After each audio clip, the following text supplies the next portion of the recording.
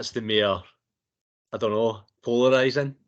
Okay, let's go with Leon the Professional to start with. Nobody said anything there when I said that. Just silence. That silence just spoke absolute volumes there. I actually think we'll leave that as a little starting cliffhanger until we get to next week's episode. But welcome into a delayed episode of Morons Review Movies. We have missed 1 week. We will blame somebody for it. Probably Hunter. He's probably pissed off somewhere. No, I was actually sitting in a hotel. We were good to go last week. Fair enough. It was Sean's fault. It was Sean's fault. It's nobody's fault here. Fucking hell. Do you know what, I do laugh at it though, because Sean put in obviously a last minute kind of making guys like go on without me, and we all just jumped on the let's just scrap it tonight. You couldn't wait. Like, you were watching the film like with 20 minutes to go and that. Someone's accountant was somebody wasn't even going to be ready to finish the film before they even start the stream. Start our podcast. Sorry you don't speak moron as well as you, but let me try. What the hell is supposed to do, you moron? It's a moron. That's not against the law. Gun, you fucking moron. Stuff like Batman. Because he is Batman, you moron.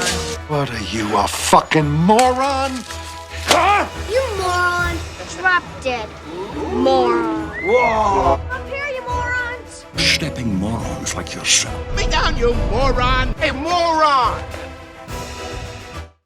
That'd be Kyle, who was ready to chuck him ahead of one of us under the bus there when he was finished in time for the stream started. I think it was at half an hour till the recording started. I had 28 minutes of film left to watch. But I went back and I re-watched it again today, so I'm up to date with it. But we are indeed talking about Leon the Professional. Who selected this movie again? That would be me. That would be Mr. Paul. So a movie that came out in 1994, a 12-year-old Matilda is reluctantly taken in by Leon, a professional assassin, after her family is murdered. An unusual relationship forms as she begins his protege and learns the assassin's trade. Mr. Paul, why this movie? I watched it, I think it was another love film deal, this one. And I watched it way back, just watched it once. I remember enjoying it. And just when we were picking films, I thought it was one that people would enjoy. I actually enjoyed it more, I think, this time than the first time I watched it, I would say. I just think it's a fantastic movie. Like, we need a wee bit of disclosure here. So me, Sean and Burns have actually already discussed this a wee bit together on Saturday. Cheers for the invite. But the thing is, the one thing we do need to do this week is think of a title for the episode, because Sean's already come up with it. Which is? I can't. Do you want us to say it, Sean, or will I do it? No, you can say it. It's Leon the Paedophile. Of course it is. Of course it is. See, that's the thing. I was like, I don't know if I really didn't want to speak about this film first, because I'm going to be a lot more gushing than probably everybody. So. Most gushing is Leon. I knew you would. That's grim. That's vile. That is vile, sorry. We're a few minutes in, guys. Welcome in. Have you missed us? There's a few minutes to talk about nonsense. It's an interesting dynamic to the movie, because I'm very much in this is an amazing movie, but I felt really uncomfortable. Yeah. Mm-hmm. Yeah. Dubs no agreeing now. Oh, sorry, no. I was letting you talk. I think all good cinema does that. You know what I mean? Like, I'm not saying that they have this dynamic, but make you uncomfortable at times. Like, that's me and Sean were discussing it a wee bit, and I was kind of saying that the relationship between the two of them, obviously, it's way too close to the bone. And I was kind of saying that to Sean as well. You probably wouldn't make a film like this now, but the one thing I would caveat it with is the fact that if you kind of listen to the kind of wee bit of backstory that you get in the movie, Leon hasn't kind of really had many interpersonal relationships. He's just kind of been brought on by this kind of guy that seems like he's kind of connected to the mob a wee bit. And then he's kind of just keeping his money for him and giving him jobs and stuff. Mm-hmm. And then obviously she's been brought up in a kind of abusive family and stuff. So the two of them didn't really have any idea how to interact with each other. Mm-hmm. And I think a lot of the stuff with her is kind of bravado, and there's a bit where you see her and I think she's either crying or she's watching something, and as soon as she hears him coming into the apartment or the hotel room or whatever, she changes the channel and pretends she's doing something else. She doesn't want him to see how vulnerable she is or how young she is in a way, you know what I mean? She tells him that she's 18, and obviously the guy that he works for, I count if he, obviously he knows she's only, what, she might be 12 or something. She is, she's 12.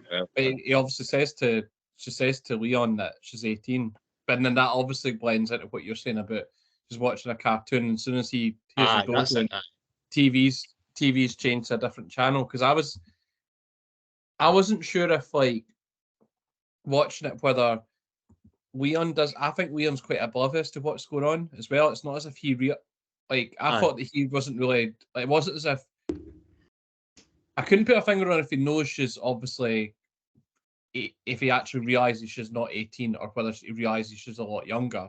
But I got the vibe for him that he didn't really pick up that she had this crush on him or whatever. I would just try to think of the right terminology to use in 2023 to see if they're maybe quite close on mental ages together. Like, that's a good. He's definitely on the spectrum, like. I think he's well aware.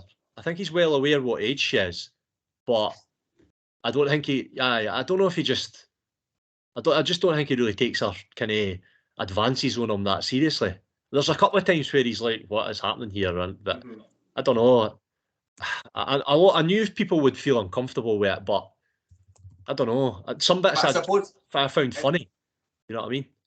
It's a bit interesting watching it though, because you can tell that she's obviously been really, really provocative and direct towards him, and he is uncomfortable, but he's almost not pushing her away, but he's not, like, the bit when they're in the restaurant and she's leaning over, like, determined she's going to give him a kiss, and he's like, "Oh no, but people are watching."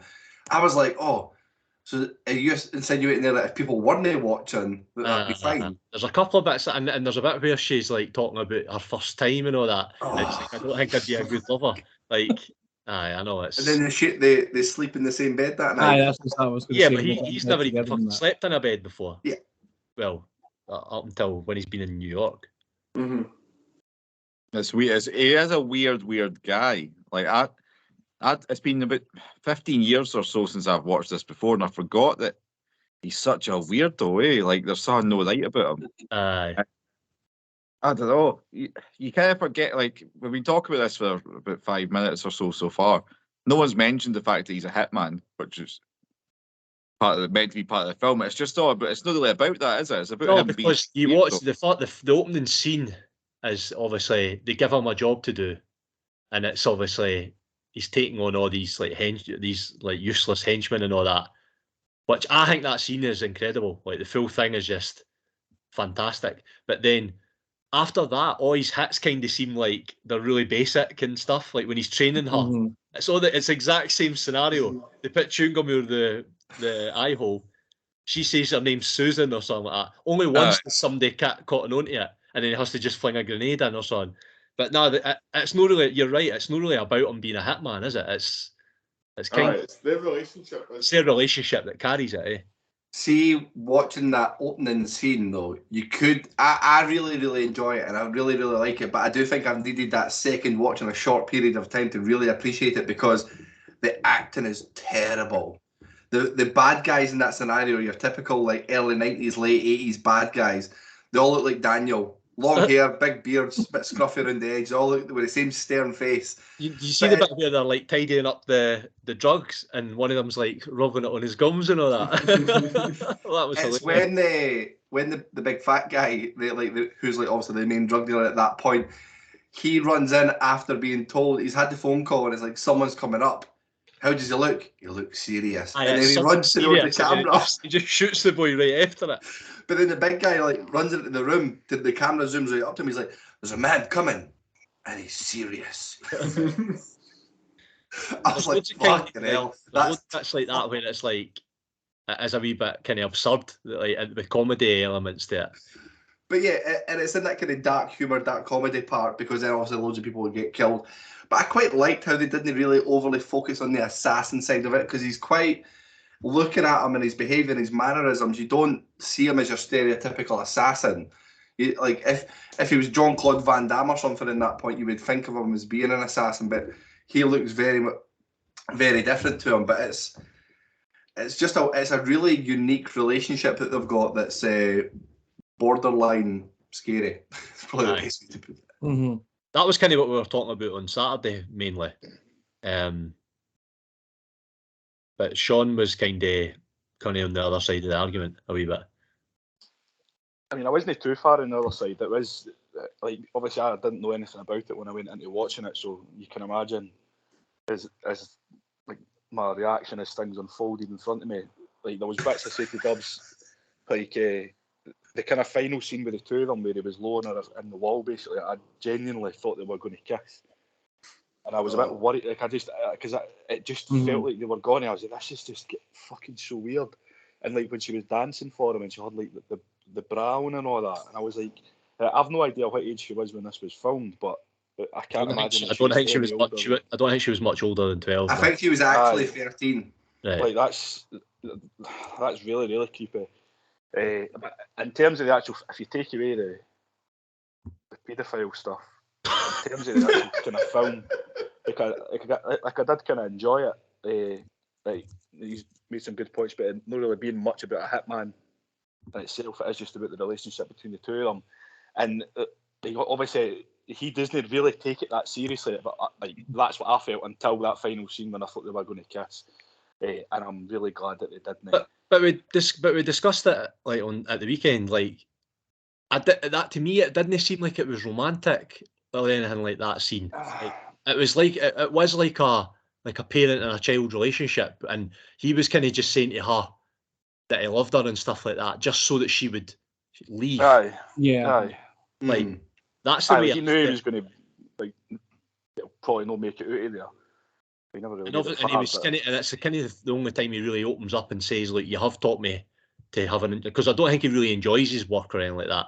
He takes it seriously, but obviously, and he's kind of saying, like, you've given me a reason to live and all that. I want to have roots and stuff, and that's obviously the thing with the plant at the end. But I don't know, it never really struck me as there's worse bits than that in the film, like the dinner scene and stuff, and the like a virgin and that too. Aye, definitely they're like way over the top. But the bit with the wall, I just thought it was like I really thought that was probably the best scene in the movie, to be honest. I think it was just because it was kind of like obviously building up towards the end, and because of everything that had went before it between the two of them, and how she was like quite persistent and basically her love for him and stuff like that. I just for a minute I just thought that that's the way it was going. But obviously, like, it just would have been really fucking stupid if that did happen. So I'm obviously glad it didn't. I feel like this. I was just going to say I felt a wee bit let down watching this compared to what my expectations were. I don't know. I feel like apart from the paedophile shit, well, I remember I was watching it going, we're going to talk a lot about the fact that this is kind of borderline pedo-ish. So I knew that was going to be borderline, let's be honest. There's no border involved. Well, so that was the first thing you decided to bring up in your own review of the film, then? No, but what I'm saying is, aside from the pedo stuff, there's not really much else to it. I don't know, I just felt a wee bit like, I don't know, I just felt a wee bit like I was watching it and nothing really was going on. I just felt a wee bit like watching time pass for a wee bit, and then that was it. Do you know what I mean? Like I felt a bit bored, if I'm honest, watching it, which I was surprised about. It was weird. Sorry, Bunzy. No, I was just going to say, it's like I can see where you're coming from. It's like I thought the start of the film was quite good. How the way they set it up, it was quite fast paced, and there was a lot happened in terms of you're seeing like Matilda's family and all the goings on and the drugs and all that stuff. So like, but then they did sort of focus on just her and Leon, and like I thought they worked quite well together, but obviously it was quite uncomfortable at times as well, which we've touched on. And I think for me, is like seeing on the back of it is obviously it was a director's cut version that we watched, That's right. and it's mentions in the wee it mentioned a wee bit I read saying that on the director's cut, you see more of her accompanying him in jobs, and I did think that's sorry, Humping him. I thought he said that as well. Going with him on jobs, accompanying. I can't say it now. That also implies that. Oh, Bunzy. Which I was thinking that became a bit repetitive, because it did seem as if you were just seeing another job, and like you say, it wasn't as if the job seemed anything special. It seems as if you're just seeing repeat over and over again a bit. Like, I don't know how long the distance was between the length was between the two types of films, but that makes a bit of sense as to what the film was in the director's cut. But I thought it was still quite good. It's like I think we've obviously focused on the paedophile stuff more than and how it comes across to some people more than how actually enjoyable the film is when you take that out of the account in terms of the awkward stages of it. Is still quite a good film, I would say. I mean, that's far in, sorry, Dubs, but not even Gary Oldman's name's not even been mentioned once yet before just holding on the elephant in the room here. I thought Oldman's performance, it reminded me of his True Romance character. There's definitely a lot of similarities between the two of them. Well, I was actually going to bring this up. I didn't know if it would come up until later, but did any of you notice the fact that obviously it's like a kind of corrupt, like DEA kind of team, a squad that he's got? Yeah. One of the characters is called Blood, and it's like he's like a kind of white, like Rastafarian type guy that looks like Gary Oldman in True Romance. Mm-hmm. I was like, I think it only came out maybe like a year after True Romance. That was like 1994. It would have been 1 year. I'm like that. I didn't know if that was deliberate or no. It just seemed he's kind of clobber in that is really, really similar. He's not got the, like, I think Gary Oldman had like a contact lens in and scars on his face and all that. But he kind of had the same sort of the patter and the he's like Bumberclat and all that. Ken. Bumberclat. Aye. Bumberclat.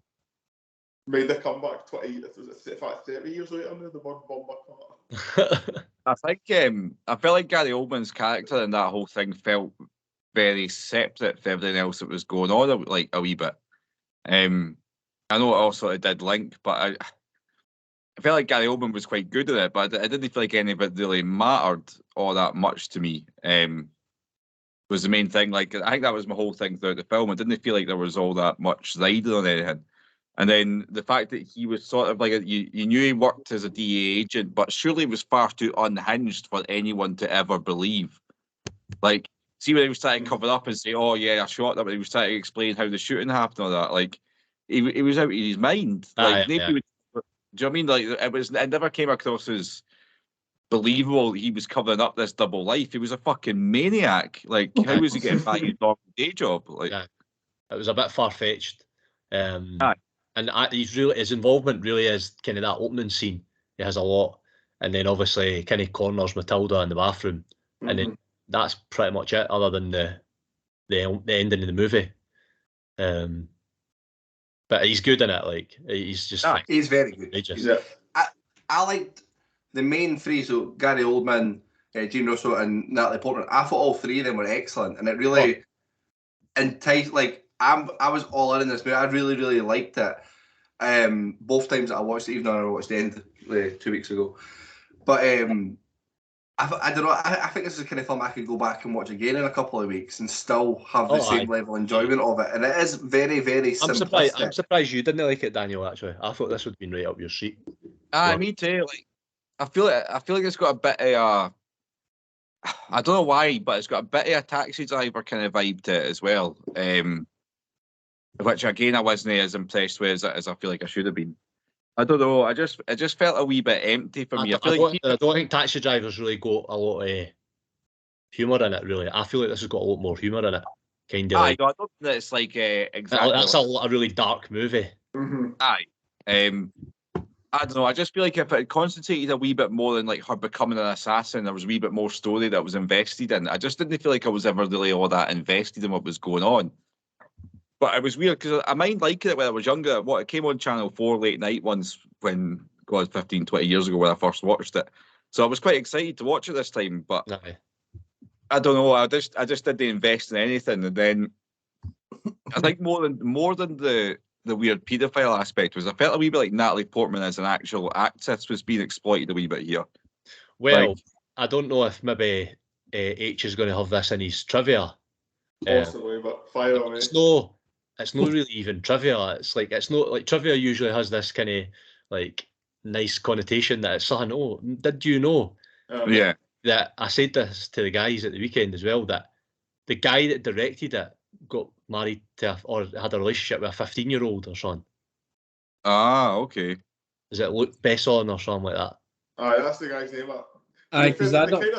They skipped over that in the trivia section when I was researching it. So. I mean, it's on. I just went on Wikipedia. I always kind of try to avoid reading about movies usually, but with this one, obviously, because I like it so much, I did have a wee look, and that was it's mentioned in the Wikipedia page, and obviously, as France now got different laws on that sort of thing, like no much. What? No, I'm like, not searching that. the age of consent. No, I've just been to France. I can't Google that. Yeah. It's not information that circles the dark web anyway. No any time I've been on recently anyway. No, I didn't know that. I didn't know that he'd done anything in real life. You know what I mean? After I read that, I was like, that takes even more shine off this movie for me a wee bit.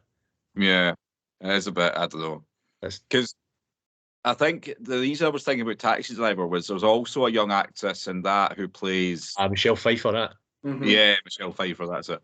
It made me feel similar watching this in that sense that surely you should probably, even though she's playing someone so young, you should probably get an 18-year-old to play the part or something. It looks young, aye. No, I totally get all the queasiness that you felt felt about it and that, and it's obviously so exploitative. It's scary. Like, aye, that's what I'm saying. You just this wouldn't get made. It certainly wouldn't be very successful. Like, you look at this film, it's way up in like reviews and stuff like that.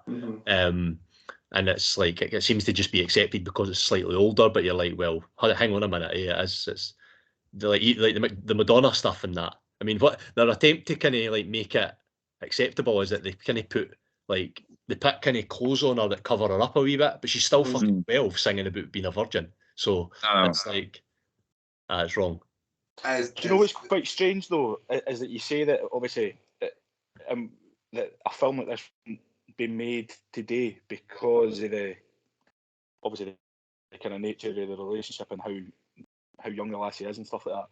But like people look back on it as like a good film, like nowadays. But if a film like that was made today, there would be uproar about it. But there's no real uproar about going back and watching a film with the exact same things that you would disagree with being made today. Yeah, you know what I'm trying to say. It's strange in itself. Because at that time there was put that for so many films. Aye. It's a bit like I don't know. Like we've mentioned the Wizard of Oz before, but I'm sure she was on like the who's the girl that's in Wizard of Oz? Is it Judy Garland? Judy Garland. Like she was on fucking like barbiturates and all that was like speed or something to keep her like through the just to keep her like. Was she the one that was on like 50 or 60 fags a day, a bit like Sean, to keep herself slim? But it's like honestly, that's one of the most kind of well thought of movies ever, and it's like, well, they clearly were just exploiting a wee girl in that movie too. You're taking these things on their artistic merit at the time, but obviously they do that quite a lot, like with movies and Sky and that. It'll say like this has got like depictions and kind of stereotypes that aren't like kind of accepted nowadays. They kind of give you like a disclaimer. Aye, I think a lot of old cartoons have had to do that, like a lot of old Warner cartoons and that, because there's a lot of terms that possibly shouldn't be used. Aye. Let's see. Aye. Listeners like try to be PC around stuff, and we've just been bombarding paedophile fucking questions for a bit. No, but it's something that's a tough watch. You know what I mean? Like I can totally like understand that. But I mean, I think overall though, I can understand why even stuff like this, it's you should be able to separate it. Like it's a story about a guy who does something weird with a young lassie. Like you should still be able to tell that story, right? Aye. But as long as it's not sort of glorifying it, which I don't think it does. It doesn't. No. I think for me, the more uncomfortable bit was more the real life aspect that as an actress, she was such a young lassie, if you know what I mean. Aye. But, people should have more of an issue with that element of it than what you actually see in a fictitious like movie. Aye, the fictitious nature of it. I mean, it's fine if you want to write stories about folk that do that sort of stuff. That's fine. I'm interested in all different types of characters and different stories being told. I think it's more. And if you think about it, there's no really. It's quite a unique movie in that sense. That there's no really a lot of stuff out there like that. I think this is why it's lasted so long. Like loads of folk love this film, and I think it's what was this early mid-90s as this came out. Aye. Like it's very, very feels like a film that came out at that time. Everyone was like pushing boundaries and doing weird stuff with films, and you were able to sort of go that wee bit further. And there seemed to just be full artistic license for directors to just do whatever the fuck they wanted. Aye. Which we're kind of missing. If you went now, and I keep saying it, but if you went with that idea now, they'd be like that. Like they'd be phoning the police. Like, because it's just it is missing now, was it? Like you don't really get many films that are just like some fucking mad director's mad idea just manage to make it to a film. There's too many layers to like. There's probably all these screen tests. Too many barriers. You've got to get to like how much money is it going? That's the thing, right? If you look at this movie, and then obviously we're talking about this one, and then we've got the other one coming up. I like stuff like that. That's like it's got an edge to it. It's like it makes you, even if it makes you uncomfortable or like all of I don't know what he's saying about the other movie yet, but like I prefer that than just like you were talking about Air, and it's just like you were saying, Daniel, about it's just like a corporation that's made loads of money. Like who gives a fuck? Like let's tell an original story, like something that's going to make you think. Like, and it's just I would much rather watch 100 movies like that than one just like generic plot driven story. Well, I just want to one that just popped in my head there that I think might be the funniest part of the whole movie. The funniest line in the whole movie is when Matilda's mum and dad are in the bathroom and she says, "I'm getting ready for work," and he says, "How about you work from home?" Because she's clearly a prostitute. Because then they just start pumping in the bathroom. But honestly, that made me piss myself laughing. He's class, that guy. I can't remember his name. But no, he was good. He's superb. Do you know what also, like, it was also interesting, if you think of the scenario where his family's getting shot up by Gary Oldman just fucking wielding guns about like mental.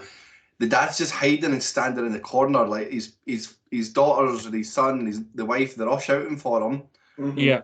But he's just a wee weasel drug dealer who's hiding in the corner, letting his family get slaughtered. The cows are coming home, the chickens are coming home to roost. You know what I mean? The thing is, too, he doesn't exactly hide that well, does he? He just goes to another room, but they're not going to look there for you. He hides behind the beads. That'll stop a bullet. I like how Gary Oldman though goes like that to it, like that with Beethoven, and just opens it, and it's like, it's fucking superb. He leans into that character really, really well, and I just think that whole scene was really, really well done as well, though, because it's like you can tell that the people that are with Gary Oldman aren't like the hardened criminals that they're playing out to be. Like they're following his lead and they're being led. They're all by like him. shit fear to him. Like he's listening to his music. You have to tell me what happened to that 10%, or I'm going to have to interrupt him, and he hates to be interrupted. Aye. It's the big burly guy outside the door with a gun who's like a fucking shaking leaf standing there with a gun pointing, like shiting himself that anybody's going to come out, doesn't want to be there whatsoever. And then he just starts shooting without even checking who it is. But that's fear. They're just completely incompetent, basically. And you can actually hear the voices too. Like, it's like, imagine if say for instance, we were all part of a mob or something, went into somebody's house, shot them, and then you hear like us four voices, and then say tells at the corner, just starts shooting at me. It's like you can hear my voice coming out. You know it's me. That's why we're shooting. Aye, that's maybe that's what he was doing. He didn't actually what he was. Imagine us being the mob. Along.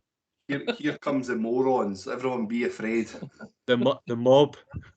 The mob gets mentioned so often in this episode. Man, the mob. I did it earlier as well. Also, Sopranos has ruined the name Tony for me. As soon as they said his name was Tony, the Italian mobster, I was like, fucking hell, is that just stereotypical? Every lead mobster's called Tony? That's it, because when Gary Oldman's got Matilda in the bathroom, and he's like, was it was the food order Chinese, or was it Thai, or maybe was it Italian?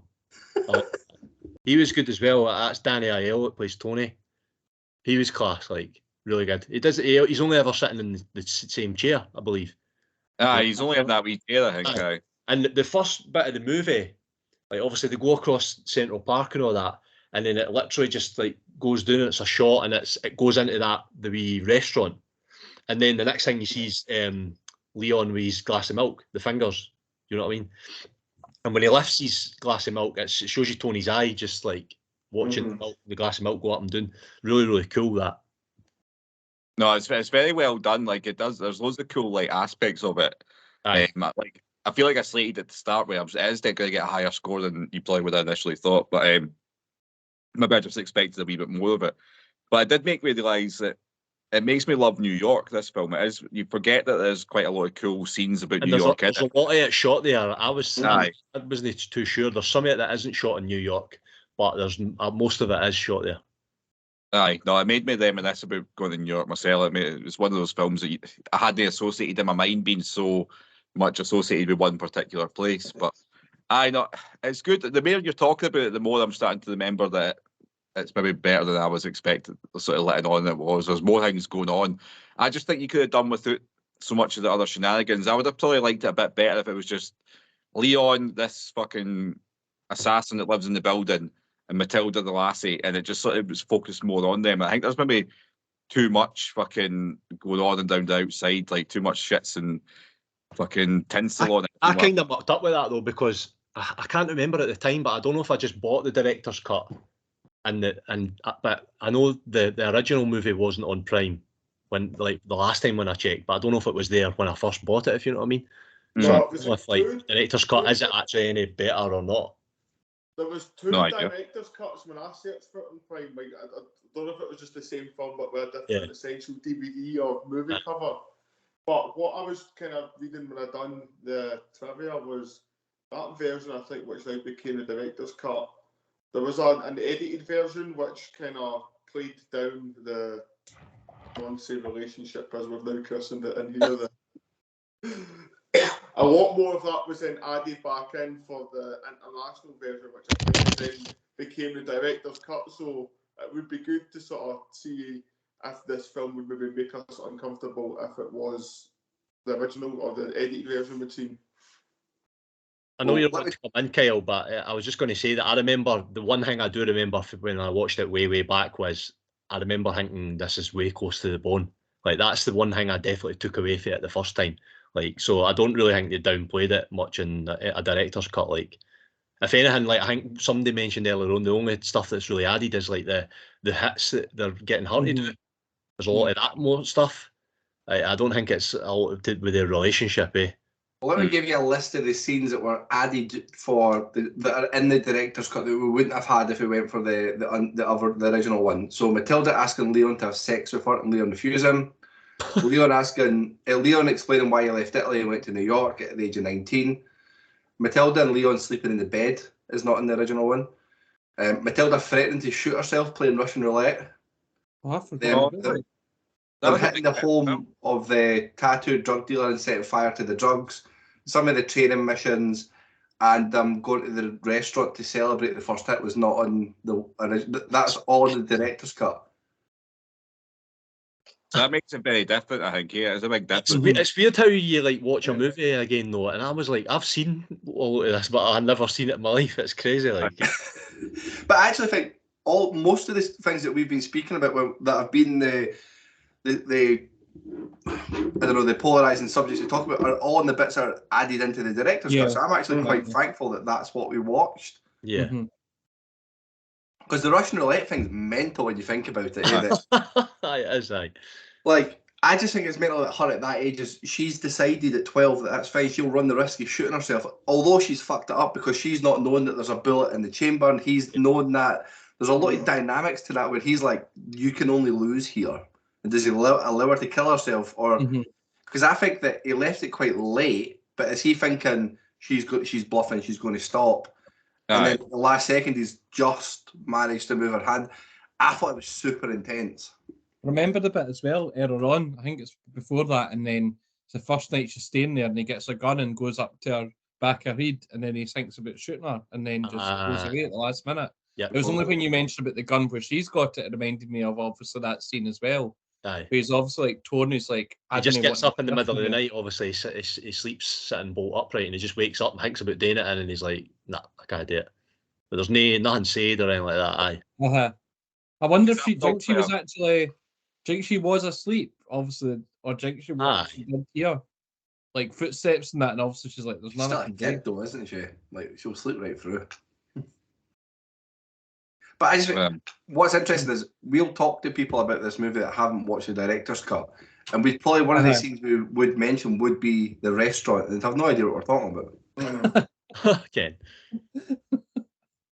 But yeah, they would probably just go along with it anyway, because you know what folk are like in social situations. They go, oh, aye, the restaurant scene, aye. I mean... Well, I was like that too. I hadn't even fucking seen it before. So. Shows you how fucking stupid I am. Just Mandela effect. You just pretended to have seen that one there. I remember watching this at the time. That was one of my best bits. That was one of my favourite scenes before. Yeah. That time was... Okay, well, let's swiftly move on. Hunter, is there any trivia that you would like to share with us? I will gather that information for you just now.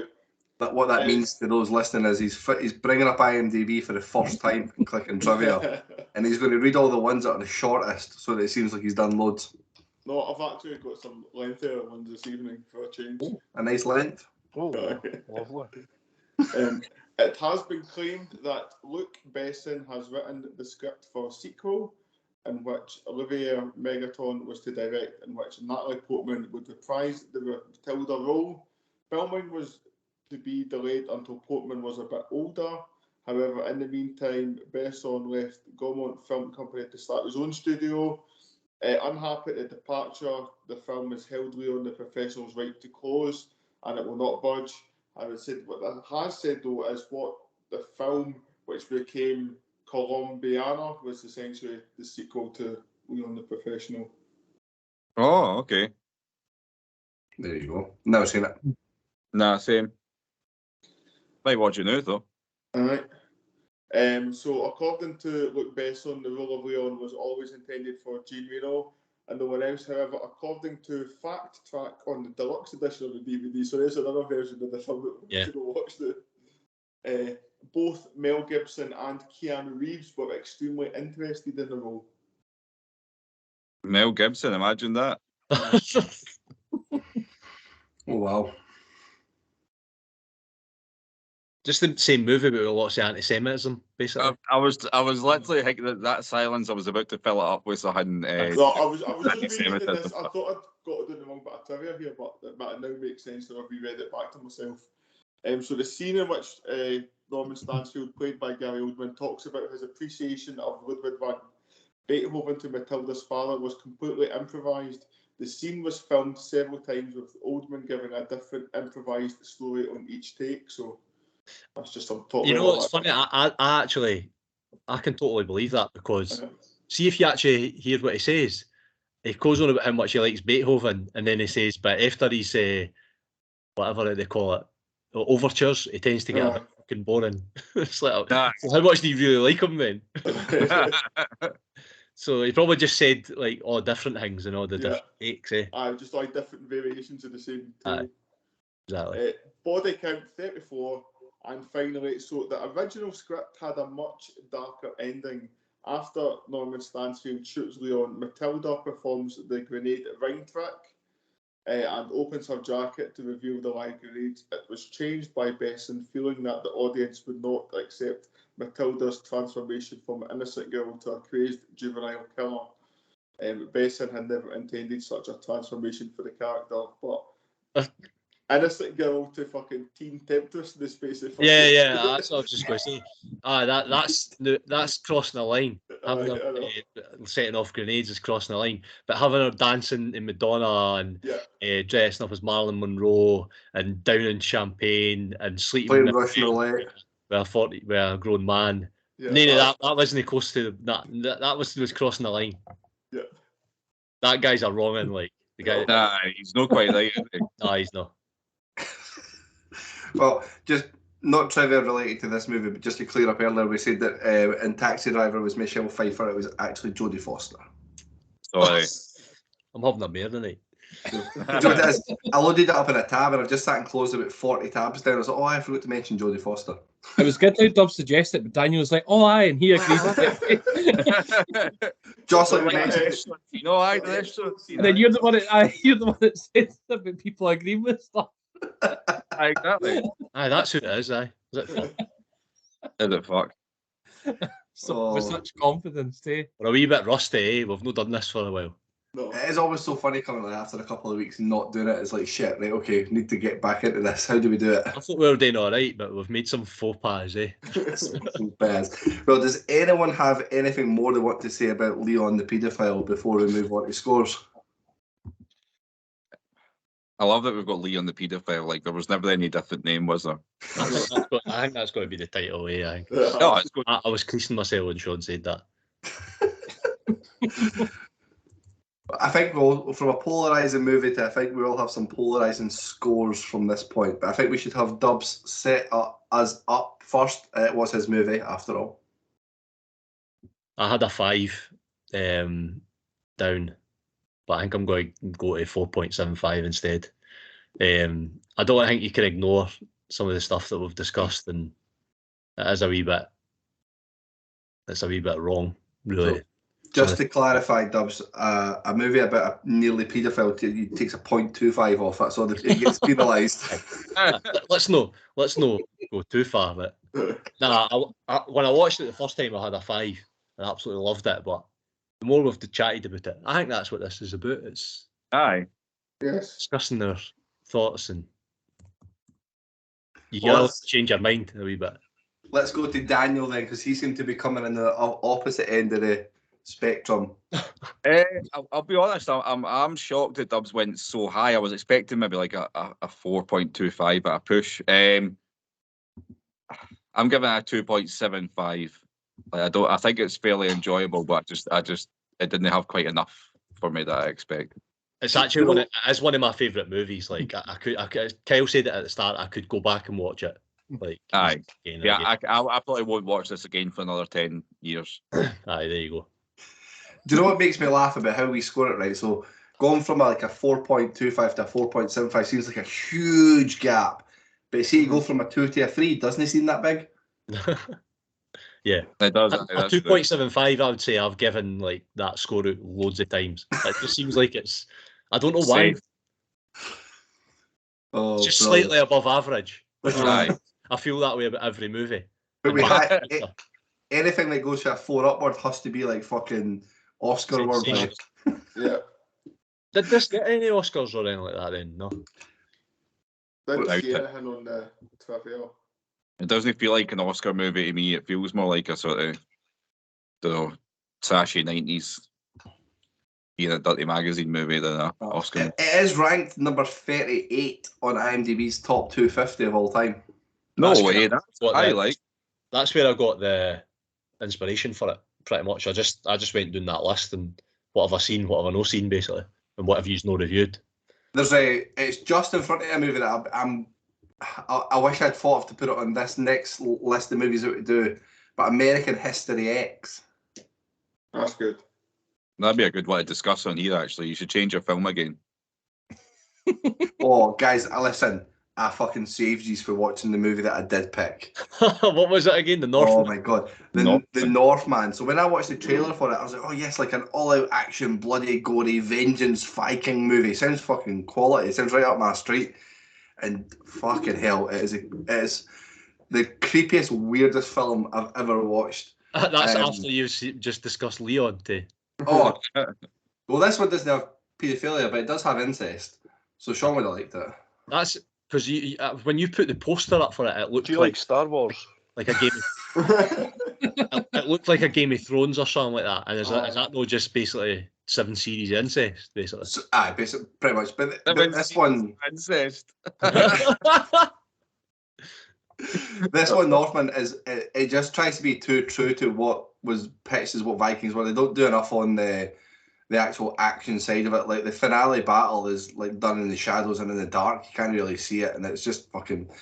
It was one of those ones where I like forced Sarah to watch, like phone down, lights off. We're going to watch this movie. We need to take it in. Like I'm doing this for the movie club, and it was like an hour in. I'm like, I don't know if I can keep watching this. It's fucking grim. And for me not to like something that. To go to the point of saying I don't want you to watch it because I know it's just going to get resounding zeros and you'll fucking hate me. If I just have to hang it up and just own up and say, look, it's bollocks, it's pish. Anyway, sorry, moving on. Scores. Hunter. I'm going for 3.5. 3.5. Sean. I'm just going safe and straight down the middle as a 3.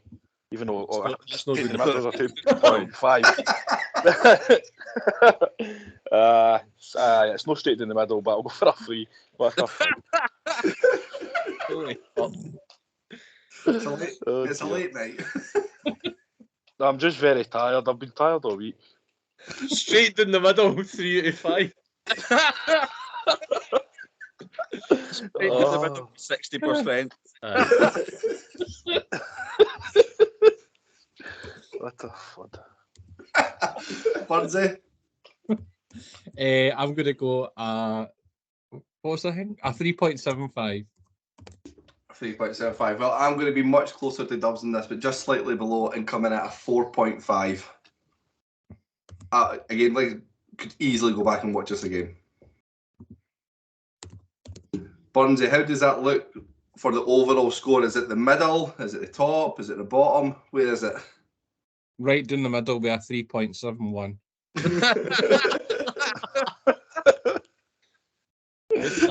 And then that's no bad. A 3.71 Back to the Future, like everything else. Aye. Sandwiched in between Back to the Future and Back to the Future too. But a 3.71 goes joint 50th alongside Django with Jamie Cox, as Burnsy quoted his name. Here you go. And the Blair Witch Project. Good company. Just behind Jojo Rabbit. I can't even remember liking that. I love that. What was that again? That was the comedy. I loved that, I think. I'm sure was that the Red Shoes? Aye, it was really funny. Like they keep saying like Schindler's List. No, that wasn't funny. Schindler's List wasn't that funny. No, Schindler's List wasn't funny. Jojo Rabbit was the piss take for the Nazis, where they kept saying Heil Hitler every single scene, like Heil Hitler, Heil Hitler, Hitler, Hitler, Hitler. The irony there though is Jojo Rabbit and Schindler's List are both 3.75 on our leaderboard. They're right beside each other. Straight in the middle. Straight in the middle. Oh, Sean, you're lucky that Leon the Paedophile was the agreed name of the podcast there, because I think that could have been a name for it. Yeah. I can do it for the next one as well if you want to use that. I'll score the next film. It's definitely going to be a fucking 3. Straight to the middle between 0 and 1. Oh, brilliant. Well, listen, that does bring us to the end of the episode for Leon. Next week, we will be doing our final episode in this season of Seen and Unseen, which is Requiem for a Dream, which will be a really interesting, polarising discussion to have. Probably a lot more than what we've just had for Leon the Paedophile. But guys, nice to see you again. It's been a couple of weeks. I'll see you next week when we record the next one in 3 minutes. Catch you then. See you As soon. Morons do, bid you farewell. Straight down the middle. Sorry I don't speak moron as well as you, but let me try. What the hell is supposed to do, you moron? It's a moron. That's not against the law.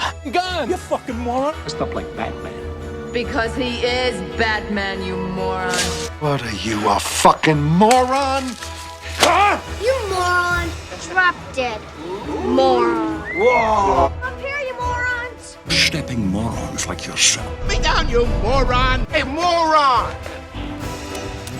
Bid you farewell and good luck, morons. Bye.